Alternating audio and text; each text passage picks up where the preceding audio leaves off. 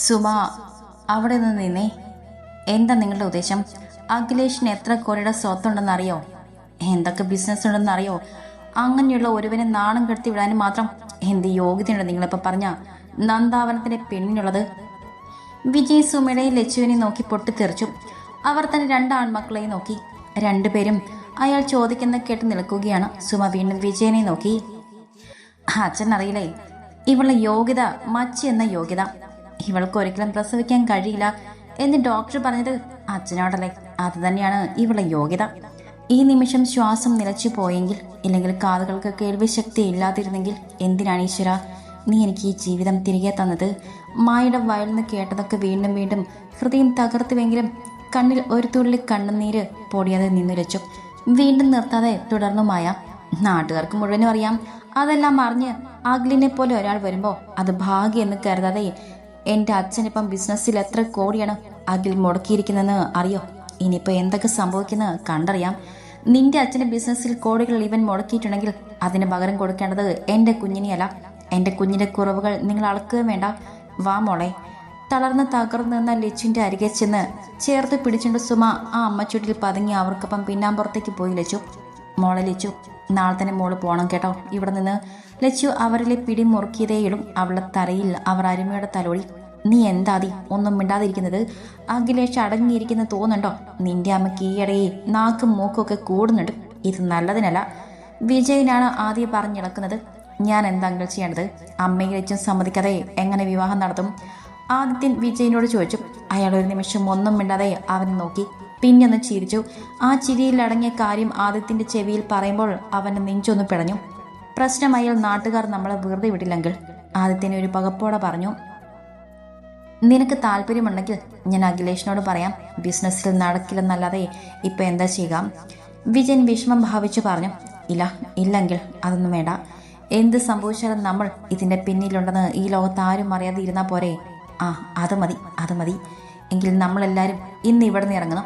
നിന്റെ അനിയന് ഇതിൽ കൂടുതലൊന്നും അറിയില്ലല്ലോ? ഇല്ല എങ്കിൽ അറിയിക്കണ്ട. അവനെയും ഭാര്യയും വീട്ടിലേക്ക് പറഞ്ഞു വിട്. ആദിത്യനൊന്നും മോളി. അമ്മ എന്താ മോളെ? ലച്ചുവിൻ്റെ വിളികേട്ട് കിടക്കിൽ എഴുന്നേറ്റിരുന്ന സുമ. എല്ലാവരും പോയി. എന്നെ എന്തൊക്കെ പറഞ്ഞ് ശപിച്ചു. ഇനി ആരും ഇങ്ങോട്ട് വരില്ലായിരിക്കും അമ്മ. സുമയെ ചുറ്റി പിടിച്ചുകൊണ്ട് ലച്ചു ചോദിച്ചു. ആരും വരണ്ട, നമുക്ക് നമ്മളെ മാത്രം മതി. മോള് നാളെ മുതൽ ജോലിക്ക് വരുമെന്ന് ഞാൻ ഒന്ന് പോയി ആയിഷമ്മയോട് പറഞ്ഞിട്ട് വരാൻ കേട്ടോ ലച്ചു. സുമ ലച്ചുവിനോട് പറഞ്ഞിട്ട് പിന്നാമ്പുറത്തേക്ക് ഇറങ്ങിപ്പോയി. ലച്ചു ഓരോരോ ചിന്തകളുമായി ആ കിടക്കിൽ ചാഞ്ഞു കിടന്നു. ലച്ചു മോളെ, ദാ ഇത് കുടിക്ക്. ഒരു ഗ്ലാസ് കട്ടനുമായി വന്ന് ലച്ചുവിനെ വിളിച്ചു സുമ. ബെഡിൽ എഴുന്നേറ്റിരുന്നു ലച്ചുവിനെ അമ്മ നോക്കി. ആയിഷമ്മയ്ക്ക് ഭയങ്കര തിരക്കാ മോളെ. നസിയുടെ മോൻ വരുന്നുണ്ട്, നിനക്ക് ഓർമ്മയില്ലേ? അല്ലേ മോനെ? നീ പണ്ട് ഇക്കോസി എന്ന് വിളിച്ച് നടന്നതാണ് അവൻ്റെ പിന്നാലെ. പിന്നെ നിനക്കൊരു 10 വയസ്സ് കേയ ശേഷം നീ അങ്ങോട്ടോ അവൻ ഇങ്ങോട്ടോ വരുന്നതൊക്കെ കുറഞ്ഞു. ഇപ്പോൾ അവൻ്റെ ഉപ്പയുടെയും ഉമ്മയുടെയും കൂടെ പോയിട്ട് 6 വർഷത്തോളം ആയില്ലേ? ഒക്കെ എനിക്ക് ഓർമ്മയുണ്ടമ്മ.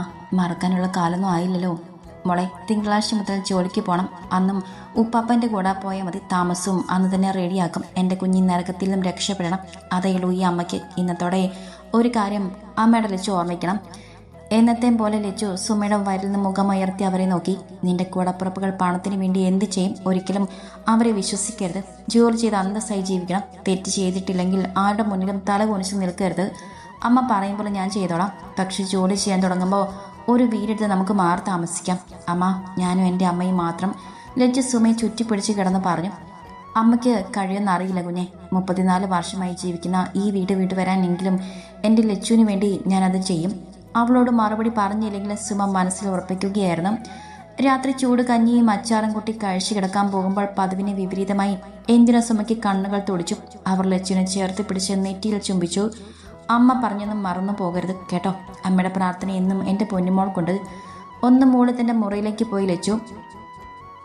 സുമയ്ക്ക് കിടന്നിട്ട് മുറക്കം വരുന്നുണ്ടായിരുന്നില്ല. ശേഖരനെ വിവാഹം കഴിച്ച് ഇവിടേക്ക് വന്നത്, മക്കൾ ജനിച്ചതൊടുവിൽ ലച്ചുവിൻ്റെ ജനനം, ഒരു രാജകുമാരിയെ പോലെ അവളെ കൊണ്ടു നടന്നതൊടുവിൽ ഒരപകടത്തിൽ ശേഖരൻ നഷ്ടമായതും, അതോടൊപ്പം ലച്ചു ജീവിതത്തിലേക്ക് തിരിച്ചു വരുമോ ഇല്ലെന്നറിയാതെ ആഴ്ചകൾ തള്ളി നീക്കിയത്, ഒടുവിൽ ഒരിക്കലും അമ്മ അവൻ കഴിയില്ലെന്ന് വിധി എഴുതി ആ ജീവൻ ദൈവം തിരികെ തന്നത്. അന്നു മുതൽ ഇന്നോളം രാജ്ഞിയും രാജകുമാരിയുമായി ജീവിച്ചവർ ആ കൊട്ടാരത്തിലെ അടുക്കള ജോലിക്കാരികളായി തീർന്നത്. സ്വന്തം കൂടപ്പുറപ്പിനെ പണത്തിനു വേണ്ടി തൻ്റെ വയറ്റിൽ തന്നെ പിറന്ന മക്കൾ വിൽക്കാൻ ശ്രമിച്ചത്. അനീതിക്ക് ഒരു പുത്തനുടുപ്പ് വാങ്ങിക്കൊടുത്തതിന് ഭർത്താവിനെയും ചേർത്ത് പറഞ്ഞ മൂത്ത മകൾ ഒക്കെ അവിടെ മനസ്സിലൂടെ കടന്നുപോയി. ഇനിയും എന്താണ് എൻ്റെ കുഞ്ഞിന് ദൈവം കാത്തു വച്ചിരിക്കുന്നത്? തളർച്ചയുടെ സുമ കണ്ണുകൾ ഇറക്കി അടച്ചു. അപ്പോഴും ആ മിഴികൾ ഒഴുകിയിറങ്ങുന്നുണ്ടായിരുന്നു. അവർക്ക് ശേഖരനോട് പരിഭവം തോന്നി, ദേഷ്യം തോന്നി. ഒക്കെ അയാളോട് പറഞ്ഞ് സങ്കടപ്പെട്ട് എപ്പോഴും അവർ ഉറങ്ങിപ്പോയി. രാത്രി ഉച്ചത്തിൽ വാതിൽ ഇടിക്കുന്നതും ആൾക്കാരുടെ ബഹളവും ഒക്കെ കേട്ടാണ് സുമ ഉണർന്നത്. പിടഞ്ഞെഴുന്നേറ്റ് മുൻവാതിലിനടുത്തേക്ക് ഓടുമ്പോഴാണ് ലച്ചുവിനെ കുറിച്ച് ഓർത്തത്. അവൾ മുറിയിലാണല്ലോ എന്ന ചിന്തയോടെ മുന്നിലെ ലൈറ്റ് ഇട്ട് സുമ പിന്നെ കീഹോളിൽ കൂടെ പുറത്തേക്ക് നോക്കി. കുറേയേറെ ആളുകൾ കൂടെ നിൽപ്പുണ്ട്. പരിചയമുള്ള മുഖങ്ങളൊന്നുമില്ല. സുമ പെട്ടെന്ന് ചെന്ന് ഫോൺ എടുക്കുമ്പോഴാണ് പുറത്ത് വാതിൽ തട്ടി ഇബ്രാഹിമിൻ്റെയും ഐഷൂമയുടെയും ഒച്ച കേട്ടത്. ഫോൺ അവിടെ ഇട്ടിട്ട് സുമ ഓടി വന്ന് വാതിൽ തുറന്നു. എന്താണ് ഐഷൂമ? എന്തിനേക്കാ ഈ ആളുകൾ കൂടി നിൽക്കുന്നത്? സുമ വെപ്രാളത്തോടു കൂടി അവരോട് ചോദിച്ചു. സുമേ, വീടിനുള്ളിൽ ആരോ ഉണ്ട്. മുകളിലെ ബാൽക്കണി വഴി ആരോ വീടിനുള്ളിൽ കയറിയത് ഇതുവഴി പോയി ആരോ കണ്ടു. അങ്ങനെ ബഹളം വച്ചതാണ് ആൾ കൂടിയത്. ഇവര് വന്ന് വിളിച്ചതാണ് ഞങ്ങളും അറിഞ്ഞത്. പോലീസിൽ അറിയിച്ചിട്ടുണ്ട്. അമ്മാ, അയ്യോ എൻ്റെ കുഞ്ഞ്, ഒറ്റ ശ്വാസത്തിൽ ഇബ്രാഹിം പറഞ്ഞു. തീർന്നതും മുകളിൽ നിന്നുമുള്ള നിലവിളി കേട്ട് സുമ അങ്ങോട്ടോടി. കൂടെ ഐഷൂമയും ഇബ്രാഹിമും. മോളെ, വാതിൽ തുറക്കിലിച്ചു. സുമ ഡോറിൽ മുട്ടുകയും വാതിൽ തള്ളി തുറക്കാൻ ശ്രമിക്കുകയും ചെയ്തു. ഒപ്പം ഇബ്രാഹിമും ഐഷൂമയും. നിങ്ങൾ വാതിൽ പൊളിക്കണ്ട, പോലീസ് എത്തിയിട്ടുണ്ട്. പിന്നിൽ നിന്നും ഒരാൾ പറഞ്ഞത് മൂവരും മാറി നിന്ന് സുമ കണ്ണുനീരോടെ പോലീസുകാരെ നോക്കി. 2 വനിതാ പോലീസുകാരും ബാക്കി 3 പേരും ആണുങ്ങളുമായിരുന്നു. നിങ്ങളിങ്ങോട്ട് മാറി നിന്നേ, വാതിലകത്തത് പൂട്ടിരിക്കുവാണല്ലോ. അപ്പോൾ ഇവരുടെ മോളെ കാണാമെന്നാ ആരാകുമല്ലോ അല്ലേ സാർമാരെ? ഒരാൾ മുന്നോട്ട് വന്ന് സുമയെ നോക്കിയിട്ട് പോലീസിനോട് ചോദിച്ചു. സാറേ, ആ മോൾ അങ്ങനെയുള്ള കുട്ടിയല്ല. ഇബ്രാഹിം അതിൽ ഇത്തിരി പ്രായം ചെന്ന ഒരു പോലീസുകാരനോട് പറഞ്ഞു. അത് നിങ്ങളാണ് തീരുമാനിക്കുന്നത്. അങ്ങോട്ട് മാറിക്കേ ദീപേ, വാതിൽ മുട്ടി വിളിക്കുക. ഓ, മറ്റൊരു പോലീസുകാരൻ വനിതാ പോലീസുകാരിൽ ഒരാളോട് പറഞ്ഞു. ഏയ്, അകത്താരായാലും വാതിൽ തുറക്കും, ഇല്ലെങ്കിൽ വാതിൽ പൊളിക്കേണ്ടി വരും. അവർ ഒരു തവണ പറഞ്ഞിട്ടും യാതൊരു അനക്കവും റൂമിനകത്തുനിന്നും ഉണ്ടായില്ല. മാറി നിൽക്ക് ദീപേ, വാതിൽ പൊളിക്കാം. നേരത്തെ പറഞ്ഞ് പോലീസുകാരൻ മുന്നോട്ട് വന്നതും വാതിൽ തുറന്നതും ഒരുമിച്ചായിരുന്നു. മൊളലിച്ചു. സുമ വിളിച്ചതും റൂമിൽ നിന്നും ഇറങ്ങി വന്നവനെ കണ്ട് ഞെട്ടിത്തേറിച്ചു ഇബ്രാഹിമും ഐഷൂമയും. ഹലോ, നീ എങ്ങനെയാടാ ഇതിനുള്ളിൽ? ഇബ്രാഹിം തളർച്ചയോടെ ചോദിച്ചു.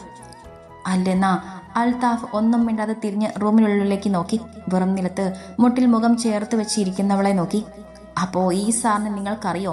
ഇതിവിടുത്തെ സ്ഥിരം പരിപാടിയായിരുന്നോ? ഞങ്ങൾക്കറിയില്ലായിരുന്നോ? ഞങ്ങൾ വിചാരിച്ചത് കള്ളനാണെന്നാ.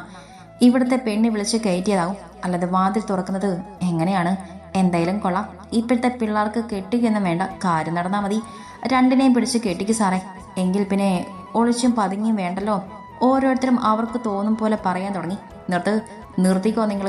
തീരുമാനിക്കാനാണെങ്കിൽ പിന്നെ എന്തിനാ ഞങ്ങളെ വിളിച്ചു വരുത്തിയത്? പോലീസുകാരൻ്റെ അലർച്ചയിൽ എല്ലാവരും നിശബ്ദരായി. 2നെയും പിടിച്ച് വണ്ടിയിൽ കയറ്റും. അയാൾ പറഞ്ഞതും വീടിനുള്ളിലേക്ക് ആദിത്യനും അഭിജിത്തും പാഞ്ഞു വന്നു. എന്താ സാർ ഇവിടെ പ്രശ്നം? അത് ചോദിക്കാൻ നീ ആരാടാ? പോലീസുകാരൻ ആദിത്യയോട് ചോദിച്ചു. സാറേ, ഇത് എൻ്റെ വീടാണ്. ഇത് എൻ്റെ അമ്മയും സഹോദരിയും. ആണോ? എന്നാലേ ഈ സഹോദരിക്ക് കൂട്ടുകിടക്കാൻ വന്നതാണ് ഈ സാർ. അൽതാഫിനെ ചൂണ്ടിക്കാണിച്ച് ആ പോലീസുകാരൻ പറഞ്ഞു. ആദിത്യൻ ഞെട്ടിത്തറച്ചു അല്ലുവിനെ നോക്കി. സാറേ, ഇതെൻ്റെ കൊച്ചുമകനാണ്. ദുബായിലായിരുന്നു, ഇന്ന് വരുന്ന വഴിയാണ്. ഇബ്രാഹിം അയാളോട് പറഞ്ഞു. നാശം പിടിച്ചവളെ, അല്ലെങ്കിൽ തന്നെ ആളുകളുടെ മുഖത്ത് നോക്കാൻ കഴിയുന്നില്ല. അപ്പോൾ നീ ഇതും തുടങ്ങിയോ? ഇബ്രാഹിമിനെയും പോലീസുകാരനെയും തള്ളി മാറ്റി റൂമിനകത്തേക്ക് കയറിയ ആദിത്യൻ ലച്ചുവിൻ്റെ തലമുടിയിൽ ചുറ്റിയെടുത്ത് അവളുടെ മുഖത്ത് ആഞ്ഞടിച്ചു. ഞാൻ ഒന്നും ചെയ്തില്ലേട്ടാ.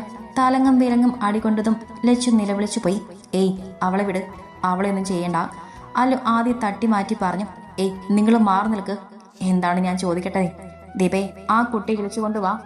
ഞാൻ ചോദിക്കട്ടെ. അപ്പോൾ അങ്ങോട്ട് വന്ന ഒരു പോലീസുകാരൻ ഓഫീസർ തന്നെ കണ്ടതും സല്യൂട്ട് അടിച്ച് മാറുന്ന പോലീസുകാരെ നോക്കി അയാൾ പറഞ്ഞു. റൂമിനകത്ത് കയറി ലച്ചുവിൻ്റെ കൈ പിടിച്ച് പുറത്തേക്ക് കൊണ്ടുവന്നു അവർ. ആരെയും നോക്കാതെ മുഖം കുനിച്ചിറങ്ങി വന്ന തൻ്റെ മകളെ കണ്ട സുമയുടെ ഹൃദയം ആർത്ത് നിലവിളിച്ചു. സാറേ, എനിക്ക് ഇവളെ ഇഷ്ടമാണ്. വിവാഹം കഴിക്കാൻ ആഗ്രഹമുണ്ട്. നിങ്ങൾ മുൻകൈയെടുത്ത് ഞങ്ങളുടെ വിവാഹം നടത്തി തരണം. അൽതാഫ് ഒരു നിമിഷം തന്നെ മുന്നോട്ട് വന്ന് പറഞ്ഞു. ആയുഷ്യമ മാത്രമല്ല, സുമയും ലച്ചുവും ഒരുപോലെ ഞെട്ടി. ഇബ്രാഹിം മാത്രം വലിയ ഞെട്ടലൊന്നും കൂടാതെ നിന്നു. ഇതൊക്കെ പ്രതീക്ഷ പോലെ. അലിമോനെ, നീ എന്താണ് പറയുന്നത്? ഒന്നും അറിയാതെ നീ ഇതിന് ചാടി പുറപ്പെടരുത്. ആയുഷ്യമ വേവലാതിയുടെ അലുവിനോട് പറഞ്ഞു. എനിക്കെല്ലാം അറിയാം, എല്ലാം. ഉപ്പുപ്പ വിവാഹത്തിനുള്ള കാര്യങ്ങളൊക്കെ ചെയ്യണം. സാറും കൂടെ ഉണ്ടാവണം. അൽത്താഫ് ഇത്രയും പറഞ്ഞപ്പോൾ തന്നെ ഈ പ്രശ്നം ഇത്രയും വഷളാക്കിയവർ വലിഞ്ഞു കഴിഞ്ഞിരുന്നു. നിങ്ങളെ കൊച്ചുമകനല്ലേ ഇത്? ആ ഓഫീസർ ഇബ്രാഹിമിനോട് ചോദിച്ചു. അതെ സാർ, ദുബായിലായിരുന്നു, വരും വഴിയാണ്.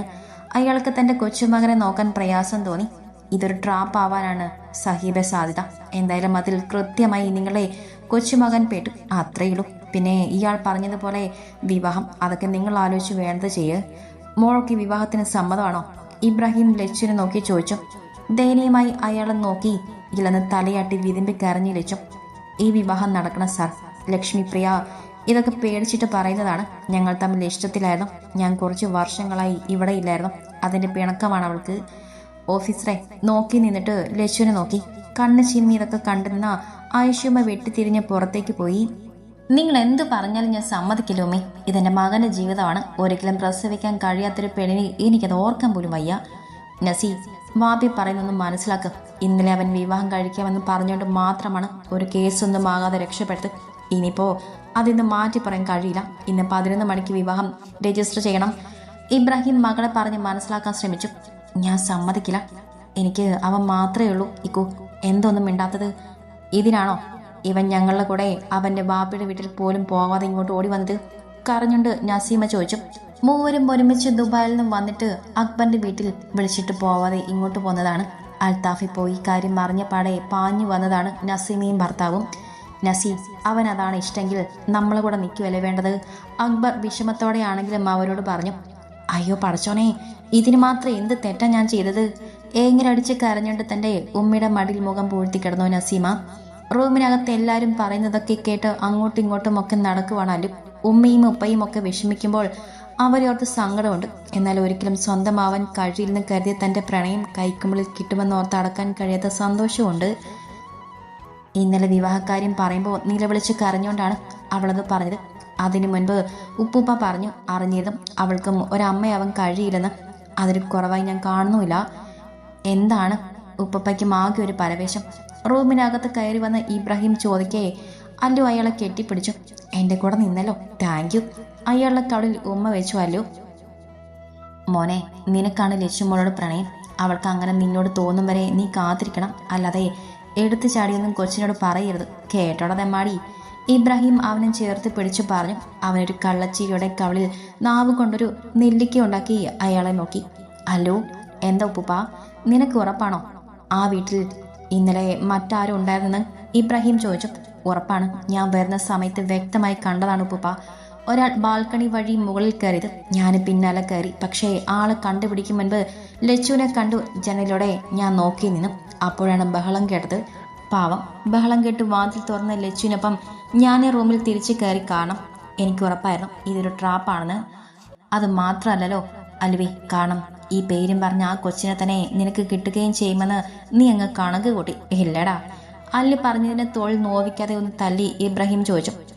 ഇല്ലെങ്കിലും അവളെ ആർക്കും വിട്ടു കൊടുക്കില്ലായിരുന്നു ഞാൻ. അതും കൂടെ മനസ്സിൽ ഉറപ്പിച്ചു തന്നെയാണ് ഞാൻ വന്നത്. അൽത്താഫ് പറഞ്ഞു. മോനെ, ഇപ്പം നിനക്ക് തോന്നുന്നൊന്നും ആവില ജീവിച്ചു തുടങ്ങുമ്പോൾ തോന്നുക. ഏത് സാഹചര്യത്തിലും ആ മോളെ നീ കൈവിടരുത്, അത് എനിക്ക് പറയാനുള്ളൂ. ഞാൻ ഈ നാട് വിട്ടു പോകുമ്പോൾ അവളെ മറ്റൊരാൾക്ക് തീരെഴുതി കൊടുത്തിരുന്നു.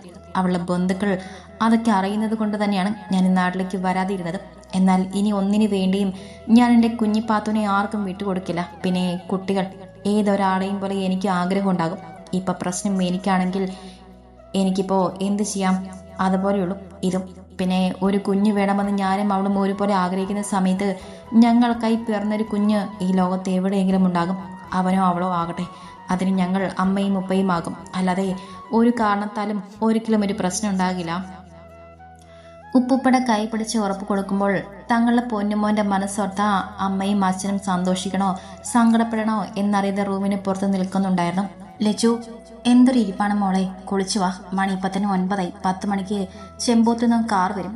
ലച്ചു മുട്ടിൽ മുഖം ചേർത്ത് വെച്ച് അമ്മയെ തന്നെ നോക്കി. ഒറ്റ ദിവസം കൊണ്ട് പകുതിയായതുപോലെ കഴിഞ്ഞ 5 വർഷങ്ങൾ കൊണ്ട് എനിക്ക് വേണ്ടി മാത്രം ഒരുക്കി ജീവിക്കുന്ന ഒരു ജന്മം. പക്ഷേ ആ മുഖത്തൊരു തെളിച്ചുണ്ട്.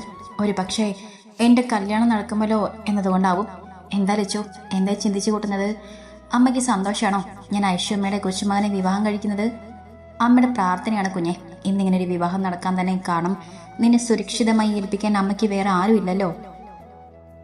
അമ്മയുടെ മക്കളിൽ ആരെങ്കിലും എന്നെ പോലെ ഒരു പെൺകുട്ടിയെ വിവാഹം കഴിച്ച അമ്മ സന്തോഷിക്കുമോ? ചോദിക്കുമ്പോൾ ലച്ചുവിൻ്റെ കണ്ണുകൾ നിറഞ്ഞൊഴുകി. അമ്മയ്ക്ക് അറിയില്ല, നിന്നെ എത്രയും പെട്ടെന്ന് ഇവിടുന്ന് രക്ഷപ്പെടുത്തണമെന്ന് മാത്രമേ അമ്മയ്ക്കുള്ളൂ. നിനക്ക് തോന്നുന്നുണ്ടോ ഇന്നലത്തെ സംഭവം യാദൃശികമായിരുന്നെന്ന്? വിങ്ങളോടെ അല്ലെന്ന് തലയാട്ടുമ്പോൾ തന്നെ ചേർത്ത് പിടിച്ച് റൂമിൽ കയറ്റിയ ആ കരുത്തുള്ള കരങ്ങൾ ഓർമ്മ വന്നു. ലച്ചു അപ്പോഴൊന്നും മിണ്ടാതെ അമ്മയെ നോക്കിയിരുന്നു. ഇങ്ങനെ ഇരിക്കാതെ എഴുന്നേറ്റ് വാ, വന്ന് കുളിച്ച് ഇറങ്ങാൻ നമുക്ക്. ലച്ചുവിൻ്റെ കൈ പിടിച്ച് ബാത്റൂമിൽ കയറ്റി വിട്ടു സുമ. പിന്നെ അവൾക്ക് നേടാൻ ചെമ്പൂത്തുള്ളവർ കൊണ്ടുകൊടുത്ത മുന്തിരിക്കളുള്ള അനാർക്കലി ചുരിദാർ സെറ്റ് എടുത്തു വെച്ചു. എന്നായാലും വിളിക്കാൻ ധരിച്ചത് പാണ്ടായതുപോലെ ആയല്ലോ. ഇനിയിപ്പോൾ അഖിലേഷ് എന്തു പറയുന്നതാണ് ഞാൻ ആലോചിക്കുന്നത്. മുറിയിൽ അങ്ങോട്ടും ഇങ്ങോട്ടും നടക്കുന്ന ആദിത്യനെ നോക്കി വിജയൻ ചോദിച്ചു. എന്തു പറയാൻ, അവന് കഴിവില്ലാത്തത് കൊണ്ട് ആ പൂച്ചക്കണ്ണൻ കയറി ഗോൾ അടിച്ചു, അത്ര തന്നെ. അവൻ ഒളിച്ചു നിൽക്കാൻ പോയിരിക്കുന്നു. ആദിത്യൻ അയാളെ നോക്കി പൊട്ടിത്തെറിച്ചു. ഇതൊന്നുമല്ല, ആ ചക്കൻ ഇതെന്ത് കണ്ടിട്ടാണ് ഈ പെണ്ണെ കെട്ടണമെന്ന് പറഞ്ഞിങ്ങനെ നിന്നെന്നാ? എന്ത് സുന്ദരാണ്, സിനിമ നടനെ പോലെയുണ്ട്. പണ്ട് അവനും ഇത്രയും സൗന്ദര്യം ഉണ്ടായിരുന്നോ? മായ്ക്ക് അതായിരുന്നു അത്ഭുതം. കൊള്ളാം, നിന്റെ സഹോദരങ്ങൾ നിനക്ക് ഇന്നലെ എന്താണ് ഒരുക്കി തരാനിരുന്നത് എന്ന് അമ്മയുടെ മോൾക്ക് മനസ്സിലായല്ലോ ഇല്ലേ? ഇപ്പോഴും തോന്നുന്നുണ്ടോ നിനക്ക് ഈ വിവാഹം വേണ്ടെന്ന്? നിന്നെ ഇറച്ചി വിലക്കി തൂക്കി വിൽക്കും നിന്റെ സഹോദരനും ഭാര്യ ബന്ധുക്കളും ചേർന്ന്. ഇതിലും എത്ര ഭേദമായിരിക്കും ഏതൊരു വീടും അവിടെയുള്ള ആളുകളും. ഇവിടെയുള്ള ഇതൊക്കെ മൃഗങ്ങൾക്ക് പോലും അപമാനമാണ്. മതി കേട്ടുന്നത്, വരാൻ നോക്കി ലച്ചു. പോകാൻ ഇറങ്ങുമ്പോഴാണ് ലച്ചും സുമയും ഇതൊക്കെ കേട്ടത്. അതിന്റെ മറുപടി പറഞ്ഞതും ആരോട് യാത്ര പറയാനില്ല ആ വീട്ടിൽ നിന്നിറങ്ങുമ്പോൾ മനസ്സിലോർക്കാൻ അച്ഛനെ മാത്രമേ ഉള്ളായിരുന്നു ലച്ചുവിനും.